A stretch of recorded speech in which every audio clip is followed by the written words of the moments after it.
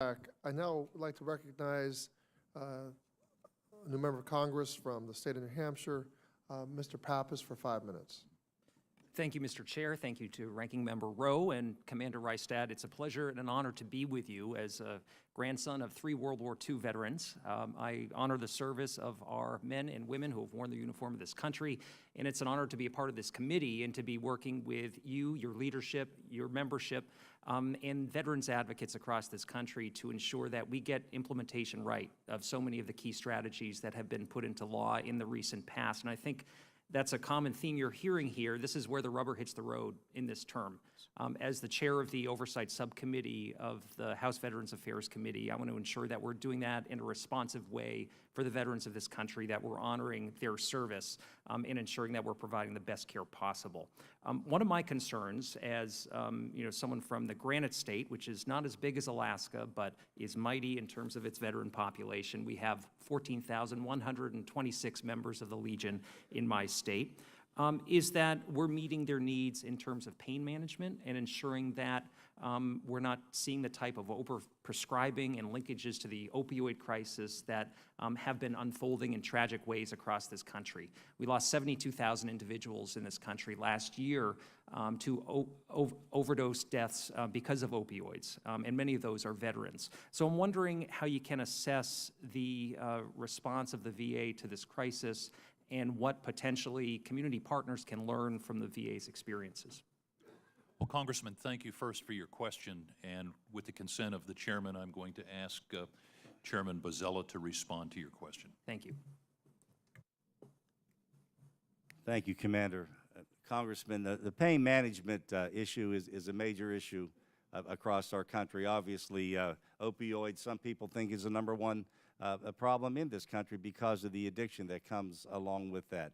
Also, the psychotropic drugs that are used for PTSD, and by the way, there is not a magic PTSD pill, and most of those drugs have adverse effects on people too.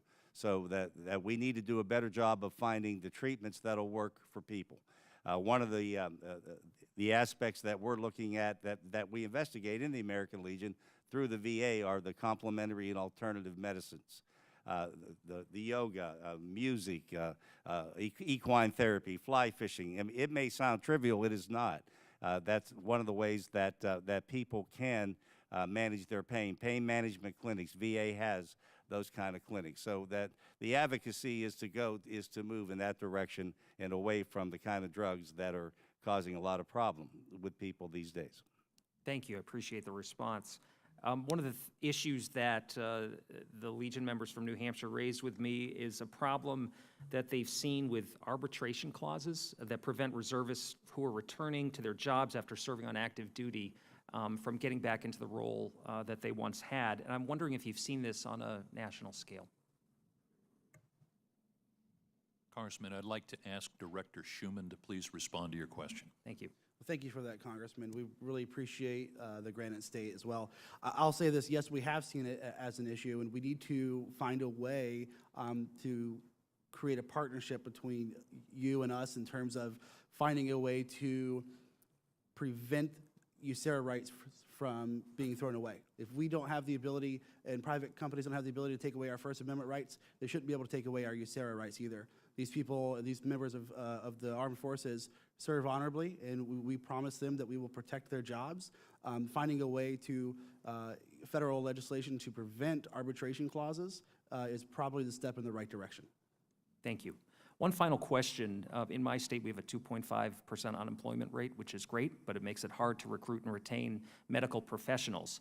And a recent GAO report found that over 10% of full-time and authorized budgeted positions are vacant, and that means about 45,000 vacancies across this country.